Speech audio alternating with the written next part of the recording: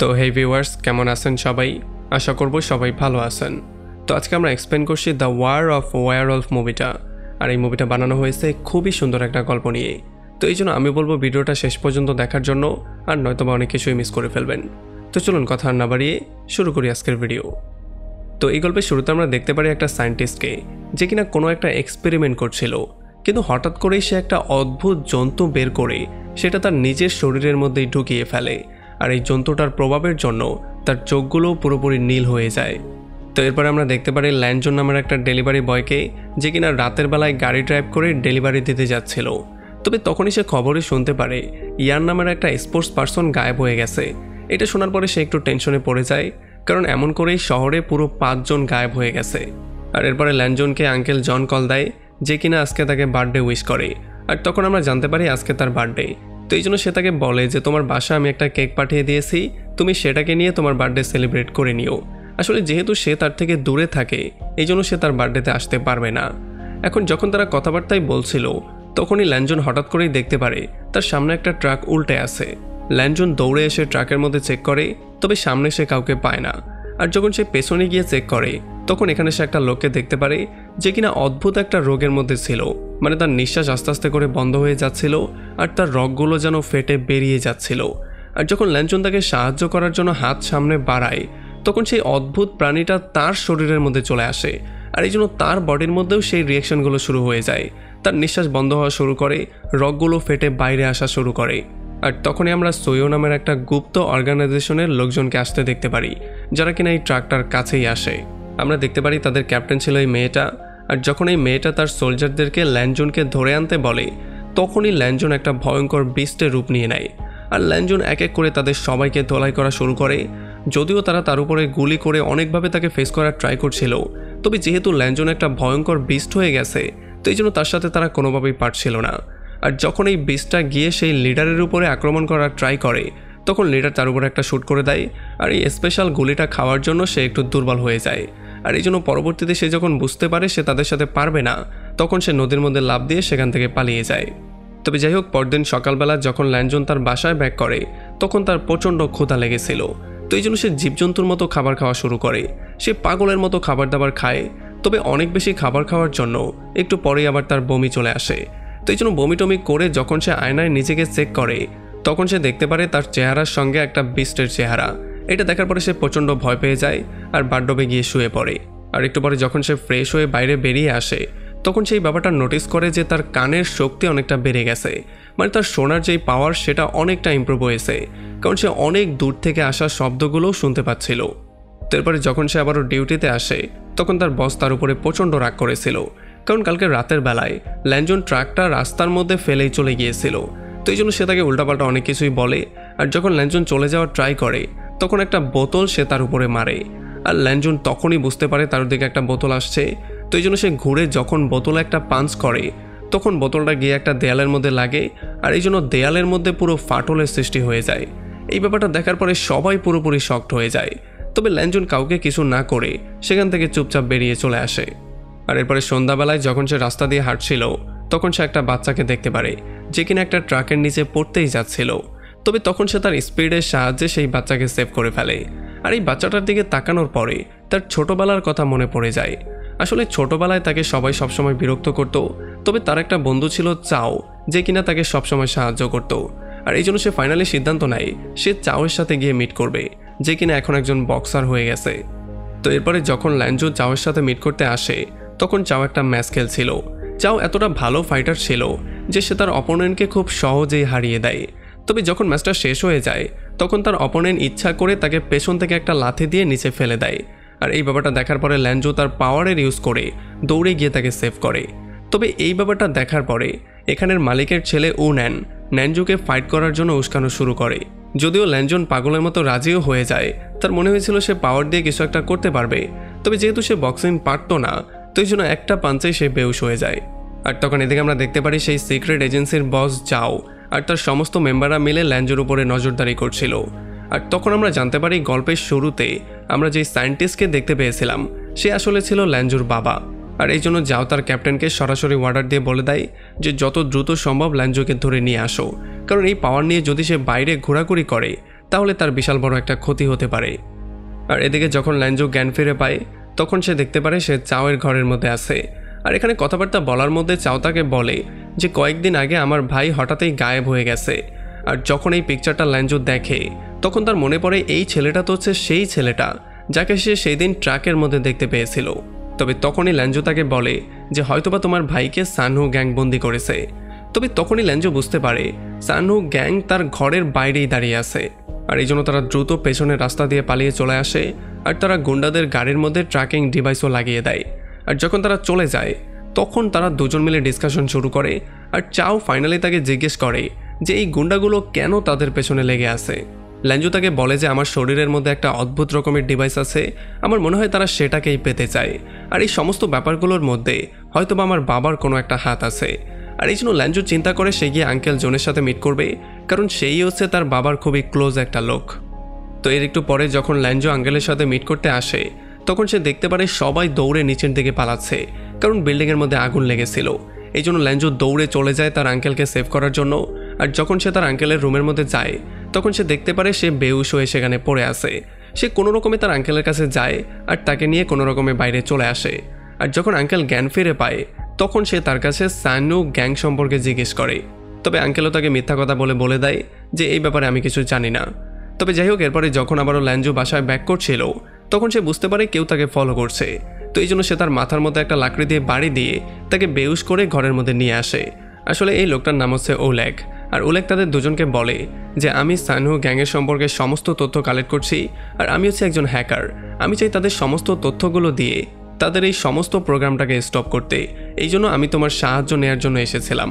আর তখন আমরা জানতে পারি এই সানহু গ্যাং আসলে মদের ব্যবসা করে, আর তাছাড়া তারা বিভিন্ন অস্ত্রও বাইরে ইম্পোর্ট করে। আর তখন ওলেগ তাদেরকে বলে যে তোমার বাবা আর এই সানহু গ্যাং মিলে একটা অদ্ভুত রকমের ডিভাইস বানিয়েছিল, যে ডিভাইসটা মানুষের জেনেটিক পরিবর্তনও করতে পারে। আর এরপরে ওলেগ তাদেরকে বলে যে এখন পর্যন্ত যেই সমস্ত লোকগুলো মিসিং হয়েছে তাদের সবাইকেই প্রথমে একটা গেম খেলার জন্য অফার করা হয়েছিল। আর এইটা শোনার পরে চাও বলে যে হ্যাঁ, আমার ভাইকেও তো গেমটা খেলার জন্য অফার করা হয়েছিল। তো এরপরে পরদিন সকালবেলা যখন মন খারাপ করে চাও বিচে দাঁড়িয়েছিল তখন তার সাথে মিট করতে সানহু চলে আসে। আর তখন চাও খুবই আপসেট হয়ে তাকে বলে যে আমার ভাই অনেক কষ্ট করেছিল আমার বক্সিংয়ের ফিস জমা করার জন্য। আর তখনই সানহু গ্যাং তাকে টাকার লোভ দেখিয়েছিল, এই জন্য সে দৌড়ে সেখানে চলে গিয়েছিল। আর তখন ল্যাঞ্জন তাকে সান্ত্বনা দিয়ে বলে কিছুই হবে না। আর সে তার কাছে প্রমিসও করে যে সে তার ভাইকে যে কোনো মূল্যে সেভ করে নিয়ে আসবে। আর এরপরে রাতের বেলায় যখন তারা বাসায় ব্যাক করছিল তখন জাও আর তার গ্যাং তার সামনে চলে আসে। আর এটা দেখার পরে তারা প্রচণ্ড ভয় পেয়ে যায়। তবে জাও তাদেরকে হুমকি দিয়ে বলে যে যদি তুমি নিজেকে স্যারেন্ডার না করে দাও তাহলে আমরা চাওকে খুন করব। এখন যেহেতু ল্যাঞ্জোর কাছে চাওয়ের জীবনটা খুবই গুরুত্বপূর্ণ, এই জন্য সে আর তাদের সাথে ফাইট করে না, সে নিজেকে স্যারেন্ডার করে দেয়। কিন্তু চাও কোনো রকমে হার মানবে না, এই জন্য সে দৌড়ে সেই গাড়িটাকে ফলো করা শুরু করে। আর খুব শীঘ্রই সে গাড়ির কাছে চলেও আসে। আর এরপর সে তার বক্সিং টেকনিকের ইউজ করে এক এক করে সবাইকে ধোলাই করে ফাইনালি তার বন্দুকে নিয়ে সেখান থেকে পালিয়েও যায়। আর এরপর তারা দৌড়ে চলে আসে আঙ্কেল জংয়ের কাছে আর তাকে ফোর্স করে বলে যে সমস্ত সত্যিটা আমাদেরকে বলো। আর এরপরে ফাইনালি আঙ্কেল জং তাকে সমস্ত সত্যিটা বলে। সে বলে যে আজ থেকে কয়েক বছর আগে আমি আর তোমার বাবা একই টিমের হয়ে কাজ করতাম, আমরা দুজনেই সেই গ্যাংয়ের জন্য কাজ করতাম। আমরা অদ্ভুত একটা প্রাণী থেকে তার জিন বের করেছিলাম, যেটা কিনা মানুষের শরীরের মধ্যেও দেয়া যেত, যেটা মানুষের শরীরের হরমোন থেকে শুরু করে জেনেটিক পরিবর্তনও করতে পারত, যেটার নাম আমরা দিয়েছিলাম প্যালেসাই। আসলে প্যালেসাই ছিল এমন একটা জিনের মিশ্রণ যেটা যদি কারো বডির মধ্যে দেয়া হতো তাহলে তার সমস্ত রোগগুলো ঠিক হয়ে যেত। তবে যখন ল্যাঞ্জোর মায়ের মৃত্যু হয়ে গিয়েছিল তখন তার বাবা এতটাই ভেঙে পড়েছিল যে সেই কাজগুলো করা বন্ধই করে দিয়েছিল। তবে এই ব্যাপারটা সানহু গ্যাং কোনোভাবেই মানতে পারছিল না, এই জন্য তারা তার বাবাকে ধরে এনে ল্যাবের মধ্যেই বন্দি করে দিয়েছিল। তবে একটা রাতের বেলায় ল্যাবের মধ্যে আগুন ধরে যায় আর তার বাবা সেখান থেকে আর পালাতে পারে না, কারণ তাকে বন্দি করা হয়েছিল। এই জন্য তার বাবা সেখানে পুরেই মারা যায়। আর এই ব্যাপারটা শোনার পরে ল্যাঞ্জোর প্রচণ্ড মাথা গরম হয়ে যায় আর সে তার বাবার মৃত্যুর বদলা যেই কোনো মূল্যে নেওয়ার সিদ্ধান্ত নেয়। যদিও আঙ্কেল জং তাকে আটকানোর অনেক ট্রাই করে, কারণ সানহু গ্যাং খুবই ভয়ঙ্কর একটা গ্যাং, তবে সে কিছুই শুনছিল না। আর তখন এখানে সানহু গ্যাংও চলে আসে আর তারা আসার সঙ্গে সঙ্গেই আঙ্কেল জংকে গুলি করে শেষ করে দেয়। আর এইটা দেখার পরে ল্যাঞ্জনের রক্ত আরও বেশি গরম হয়ে যায় আর সে হঠাৎই একটা ব্রিস্ট হয়ে যায়। আর এই ব্রিস্ট হয়ে যখন সে এক এক করে সবাইকে মারা শুরু করে তখন হঠাৎই ক্যাপ্টেন তার উপরে একটা অদ্ভুত রকমের গুলি করে, আর এই স্পেশাল গুলির জন্য সে আবারও মানুষের রূপে চলে আসে। তবে এরপরে যতক্ষণে ক্যাপ্টেন ল্যাঞ্জনকে অ্যারেস্ট করতো তার আগেই চাও তাকে ধাক্কা দিয়ে বাইরে ফেলে দেয় আর সে নিজে গুন্ডাদের সাথে ফেস করা শুরু করে। আর তখন এখানে উলেগও চলে আসে, যে কিনা ল্যাঞ্জনকে গাড়িতে করে সেখান থেকে নিয়ে পালিয়ে আসে। সেদিন রাতে ল্যাঞ্জো আর বাসায় ব্যাক করে না, সে সমুদ্রের পাড়ে একা মন খারাপ করে বসেছিল। আর সে তার বাবার দেয়া সেই লকেটটাকেই দেখছিল, যে লকেটটা একটা সময় তার বাবা দিয়েছিল। আর এই লকেটের মধ্যে তার বাবার আর তার একটা পিকচার আছে।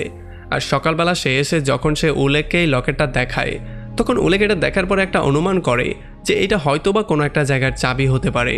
আর যখন সে ভালো করে লকেটটাকে চেক করে, তখন সে বুঝতে পারে লকেটের উপরে যে ডিজাইনটা আছে সেটা হচ্ছে কোনো একটা জায়গার ডিজাইন।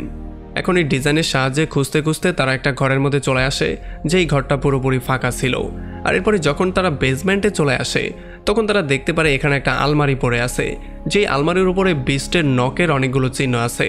তবে সেগুলোকে ইগনোর করে যখন সে আলমারিটাকে খুলে, তখন সেটার মধ্যে একটা ব্রিফকেস পেয়ে যায়। আর যখন সে তার লকেটটাকে চাবির মতো ইউজ করে এই ব্রিফকেসটাকে খোলার ট্রাই করে, তখন এই ব্রিফকেসটা খুলেও যায়। এখানে সে একটা টেপ রেকর্ডার পায়। আর যখন সে রেকর্ডারটা প্লে করে, তখন সে শুনতে পারে এখানে তার বাবার ভয়েস। আসলে তার বাবা বলছিল যে তোমার মায়ের অসুখ ঠিক করার জন্য আমি খুবই স্পেশাল একটা ড্রাগ বানাচ্ছি, যেটা খেলেই তোমার মায়ের অসুখ ঠিক হয়ে যাবে।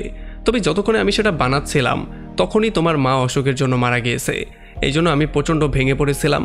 তবে সানু গ্যাং এটাকে শুনছিলই না, তারা জোর করিয়ে আমাকে দিয়ে এই কাজটা করাচ্ছিল। তারা আমার থেকে সেই ড্রাগটাকে ছিনিয়েও নিয়েছিল, যেটাকে তারা অসৎ উপায়ে ইউজ করছিল। এই জন্য অনেকগুলো মানুষের মৃত্যু পর্যন্ত হয়ে গিয়েছিল। যদিও ল্যাঞ্জনের বাবা বারবার করে এই কোম্পানির অবৈধ কাজগুলো আটকানোর ট্রাই করছিল, তবে কোনোভাবেই সে কিছু করতে পারে না। এই জন্য সে তার ছেলেকে তার এই অপূর্ণ মিশনটা দেয়, যাতে করে সেই কোম্পানিকে ডিস্ট্রয় করতে পারে। আর এদিকে জাওয়ার তার গুন্ডারা মিলে আঙ্কেল জংয়ের ল্যাবের মধ্যে তল্লাশি নিচ্ছিল। আর ফাইনালি তারা সেই মেডিসিনটা পেয়ে যায়, যেই মেডিসিনটা ল্যাঞ্জনের বাবা বানিয়েছিল। তবে যখনই জাও এটার দিকে খুব মনোযোগ দিয়ে দেখছিল, তখনই পেছন থেকে তার উপরে কেউ আক্রমণ করে দেয়, আর এই জন্য তার সেখানেই মৃত্যু হয়ে যায়। আর তখন এদিকে আমরা দেখতে পারি ল্যাংজো আর উনেক মিলে অনেক কষ্ট করে সানু গ্যাংয়ের গোপন আস্তানা বের করে ফেলে, যেটা কিনা ছিল একটা শিপার্ড এরিয়াতে। উনেক তার ডিভাইস দিয়ে অনেক কষ্টের পরে ফাইনালি এটা বের করে ফেলে যে তারা একটা গোপন রাস্তা দিয়ে ঢুকতে পারবে। আসলে সে তার ডিভাইস দিয়ে হ্যাক করে অনেক রিসার্চ করে এই জিনিসটা বের করেছে। আর তখন এদিকে হেডকোয়ার্টারে চাও ছিল শুধুই একজন নর্মাল কয়েদি। তবে তখনই পাশের সেল থেকে সে তার ভাইয়ের গলার শব্দ শুনতে পারে। আর যখন সে জানালা দিয়ে চেক করে, তখন সে দেখতে পারে তার ভাইয়ের অবস্থা খুবই খারাপ। তো এই জন্য সে তাকে সান্ত্বনা দিয়ে বলে যে আমি জানি ল্যাংজন অবশ্যই আসবে, আর যেই কোনো মূল্যে আমাদেরকে এখান থেকে সেভ করে নিয়েই যাবে। আর তখন এদিকে আমরা দেখতে পারি ল্যাঞ্জো আর উনেক একটা গোপন টানেল দিয়ে সেই গোডাউনে ঢোকার ট্রাই করছে। আর যখনই তারা ফাইনালি সেখান থেকে গোডাউনে চলে আসে, তখন তার সামনে চলে আসে অনেকগুলো গুন্ডা, যারা কিনা তার উপরে আক্রমণ করে দেয়। তবে ল্যাঞ্জোর পাওয়ারের সামনে তারা কোনোভাবেই টিকতে পারছিল না। এই জন্য ল্যাঞ্জো তার ওলফের পাওয়ারের সাহায্যে এক এক করে তাদের সবাইকে ধোলাই করে। আর যখন তাদের সবাইকে ধোলাই করা শেষ হয়ে যায়, তখন এখানে উলেগও চলে আসে। তখন ল্যাঞ্জো চলে যায় চাওয়ার তার ভাইকে সেভ করার জন্য। আর উলেগ সেই সমস্ত তথ্যগুলো কালেক্ট করা শুরু করে, যেগুলোর সাহায্যে সে এই সমস্ত গ্যাংয়ের পর্দা ফাঁস করতে পারবে। আর একটু খোঁজাখুঁজি করার পরেই ল্যাঞ্জো ফাইনালি চাওয়ের সেলের সামনে চলে আসে। তবে এটার চাবি তার কাছে ছিল না, সেটাকে ধাক্কাধাক্কি করেও খুলতে পারছিল না। এই জন্য যখন সে চাবি খোঁজার ট্রাই করে, তখনই আঙ্কেল জং তার সামনে চলে আসে। আঙ্কেল জংকে জীবিত দেখার পরে সে পুরোপুরি শকড হয়ে যায়। তবে আঙ্কেল জং তাকে বলে যে যেই মেডিসিনটাকে আমি বানিয়েছিলাম, সেই প্যালেসাই মেডিসিনের সাহায্যেই আমি আবারও জীবিত হয়েছি। তবে তখনই স্ক্রিনে একটা ভিডিও প্লে হওয়া শুরু হয়ে যায়, যেখানে আমরা দেখতে পারি ল্যাংজংয়ের বাবার সাথে আঙ্কেল জংয়ের ঝগড়া হচ্ছিল, যেখানে আঙ্কেল জং চাইছিল এই গ্যাংয়ের সাথে মিলে সেই ওষুধগুলো সেল করে কোটিপতি হতে। তবে ল্যাংজংয়ের বাবা তাকে বারবার করে না করছিল। তবে আঙ্কেল জং তার কোনো কথা না শুনে সেখান থেকে ওষুধগুলো নিয়ে বেরিয়ে চলে যায়। আর ল্যাংজংয়ের বাবাকেও রুমের মধ্যে আটকে দিয়ে সেখানে আগুন ধরিয়ে দেয়, যে জন্য ল্যাংজংয়ের বাবার সেখানে মৃত্যু হয়ে যায়। আর এই সমস্ত ব্যাপারগুলো দেখার পরে ল্যাংজংয়ের মাথার মধ্যে আরও বেশি রক্ত উঠে যায়। সে বুঝতে পারে যে এই সমস্ত কিছুর পেছনে আঙ্কেল জংয়েরই হাত আছে। এখন যেহেতু আঙ্কেল জংয়ের সমস্ত গোপন তথ্য ফাঁস হয়ে গেছে, এই জন্য আঙ্কেল জং হঠাৎই একজন ভয়ঙ্কর বিস্টে কনভার্ট হয়ে যায়, আর সে ল্যাংজংয়ের উপরে আক্রমণ করে দেয়। একটু পরে ল্যাংজংও একটা ভয়ঙ্কর বিস্টে কনভার্ট হয়ে যায়। এই জন্য তাদের দুজনের মধ্যে ভয়ঙ্কর মারামারি শুরু হয়ে যায়। আর তখন এদিকে উলেগ সেই সেলের চাবিটা পেয়ে যায়, আর ফাইনালি চাও আর তার ভাইকে সেভ করে ফেলে। তবে চাও বেরিয়েই তার ভাইকে কান্না করতে করতে জড়িয়ে ধরে, আর এরপর তার ভাইকে নিয়ে সেখান থেকে পালিয়ে যাওয়ার জন্য বলে। আর সে নিজে চলে যায় ল্যাংজংকে সাহায্য করার জন্য। আর এদিকে যেহেতু আঙ্কেল চাও ভয়ঙ্কর বিস্ট হয়ে গেছে, এই জন্য ল্যাংজং কোনোভাবেই তার সাথে পারছিল না। আঙ্কেল বারবার করে তাকে মেরেই যাচ্ছিল। তবে তখনই চাও পেছন থেকে একটা রশি নিয়ে লাফ দিয়ে তার গলার মধ্যে পড়ে আর সেটাকে তার গলার মধ্যে ভালো করে পেঁচিয়ে দেয়। আর এই সুযোগটা পেয়ে ল্যানজনও গিয়ে সেই রশিটাকে টেনে ধরে, যেই জন্য আঙ্কেলের গলায় একটা ফাঁসি লেগে যায়। আর খুব শীঘ্রই চাও একটা কারেন্টের সাহায্যে তাকে একটা ভয়ঙ্কর শক দিয়ে সেখানে মেরে ফেলে। আর একেবারে লাস্টে আমরা দেখতে পারি ল্যাংজং একটা বই পড়ছে, যেইটার নাম ছিল দ্য ওয়ার অফ ওয়্যারউলফ। আর তখনই টিভিতে একটা নিউজ চলে আসে যে যেই সমস্ত লোকগুলো মিসিং হয়েছিল তাদের সবাইকে খুঁজে পাওয়া গেছে। আর সানু গ্যাং যে অনিয়ম করে বিভিন্ন কাজ করছিল, সেই সমস্ত অনিয়মের পর্দা ফাঁস হয়ে গেছে আর তাদের সবাইকে অ্যারেস্ট করা হয়েছে। আর এমন একটা পয়েন্টে এই পুরো মুভিটা এখানে শেষ হয়ে যায়। তো আমাকে কমেন্ট করে জানান কেমন লাগলো ভিডিও। যদি ভালো লাগে তাহলে অবশ্যই একটা লাইক করবেন, আর যদি এখনও আমাদের চ্যানেলটা সাবস্ক্রাইব করে না থাকেন তাহলে প্লিজ করে ফেলুন। তো আমাদের দেখা হবে অন্য কোনো ভিডিওতে অন্য কোনো একদিন। Till then, take care.